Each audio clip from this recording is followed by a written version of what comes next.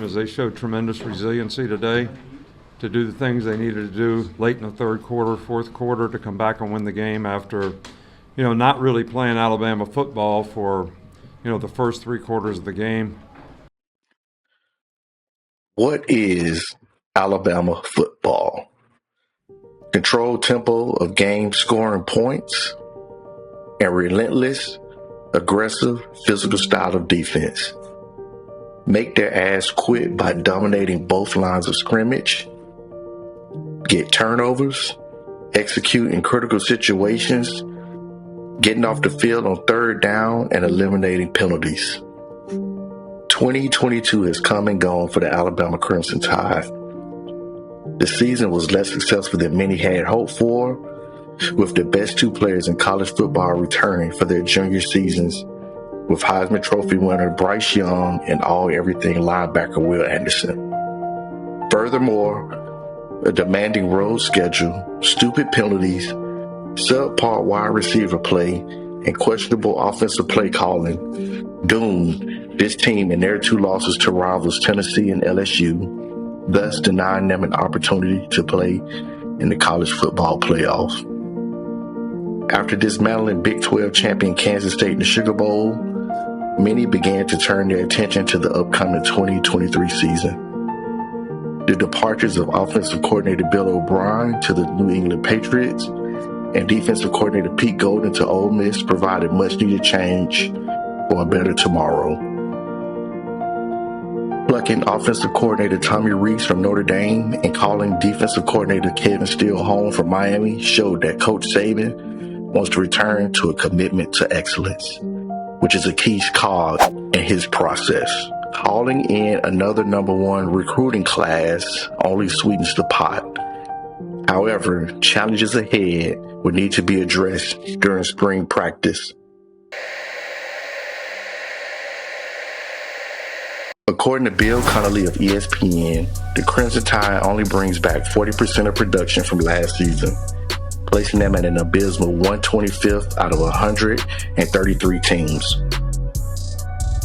After 2 years with a known commodity at quarterback, Saban will start the season with either Jalen Milroe or Ty Simpson manning the helm, plus a new offensive coordinator in Rees. Milroe impressed many with his spring A-Day performance, plus when he relieved an injured Bryce Young against Arkansas when he led the Crimson Tide to victory.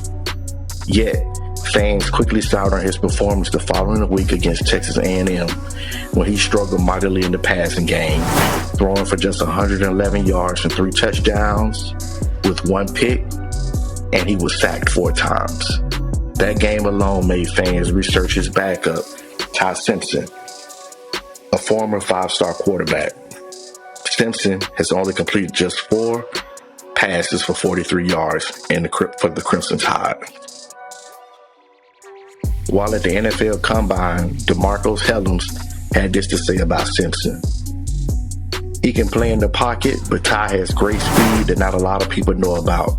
He definitely has a little, I say, Pat Mahomes in him. A little bit the way he can extend plays and still look downfield with his eyes. This battle will not be settled in the spring, but all eyes will be in Tuscaloosa when fall camp commences to see where this quarterback competition leads. Spoiled by former Tide greats at receiver, last season's group left much to be desired, especially with the Heisman Trophy winner throwing dimes. The leading receiver only accounted for 674 yards. That's right, 674 yards. In the past 10 seasons, only 3 seasons did Alabama not have a 1,000-yard receiver. I mean, during his freshman season, Julio Jones caught 58 passes for 924 yards and 4 touchdowns with freaking Greg McElroy as the quarterback. Okay, if that's not enough, how about Heisman Trophy winner Devontae Smith finishing his sophomore and junior seasons with a combined 3,112 yards and 37 touchdowns in his last 2 years in the capstone? The Crimson Tide need an elite wide receiver to come to the forefront next season. Who can step up? Near the end of the season, Ja'Cory Brooks and Jermaine Burton started playing well.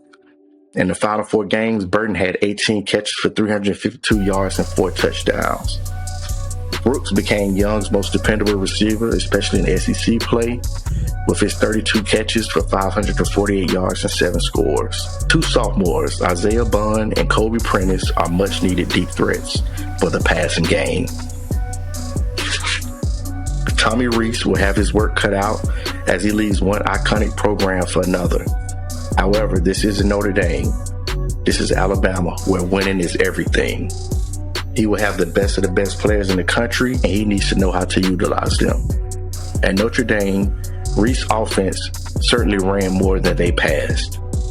View this as an indication that Rees will use the tools that he has, and game situations will determine how much he runs versus how much he passes. His 3 offenses as a play caller ranked no higher than 19th in scoring. However, he did not have the playmakers at Notre Dame that he will have at Alabama, so I expect that to increase. Fans wanted defensive coordinator Pete Golding gone. However, the defense statistically was not bad. Kevin Steele will have several new starters at linebacker and in the secondary. The next 2 recognizable stars are juniors Dallas Turner and Kool-Aid McKinstry, shoring up the back half of the defense. The former All-SEC team corner and a dangerous return man. Whenever he touched the ball on punt returns, I truly believe he would score anytime he touched the ball. He finished second in punt return average at 15.86 yards per game. This kid is a star and will probably begin the season on many award watch lists. One thing the defense needs to improve upon are turnovers. The Crimson Tide finished 80th in turnover margin. They only caused 14 turnovers in 2022. In 21, they had 21. In 20, they had 22 takeaways. In 19, they had 28. In 2018, they had 21. And in 2017, they had 24. So where are all the ball hawks at? Hopefully Kevin Steele can bring back some playmaking ability on the defensive side of the ball. Another area the team would need to improve upon are penalties. In 2011, for the national championship, Alabama was beating LSU, and Nick Saban went ballistic when Alex Watkins jumped offside with 2:58 left in the 4th quarter. That was the type of discipline that team had. That was their only penalty of the game. 1 penalty for 5 yards. This season, Alabama had 15 penalties against Texas, or they had 17 penalties, which was a school record, against Tennessee. There were just too many, whether it was false starts, offsides, or pass interference. I mean, in the Tennessee and LSU losses, penalties reared their ugly head with an average of 13 penalties for 111 yards in those 2 losses. In the past 2 years, penalties have soared in the 100s.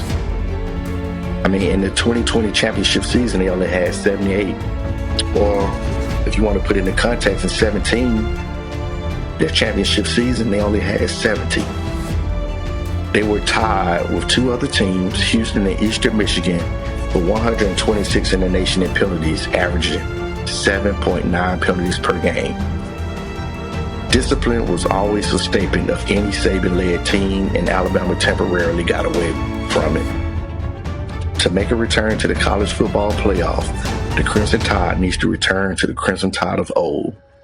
Suffocating defense, scary offense, special teams savants, and the greatest to ever do it would pace up and down the sidelines to whip Alabama back into shape for the new season. Alabama will be rebuilt and will compete for a national championship this season. Roll Tide. All right, well, that's it for this episode of the Unbiased Room. Please like and subscribe. See you later. Peace.